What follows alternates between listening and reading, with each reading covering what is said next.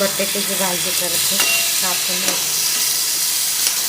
Like करा, subscribe करा. इथे पुण्यात लय पाऊस आहे. सकाळपासून पाऊस चालू आहे. तुमच्या तिकडे कुठं कुठं पाऊस आहे सांगा कमेंटमध्ये. कशी आहे यूट्यूब फॅमिली? लाईक करा, सबस्क्राईब करा.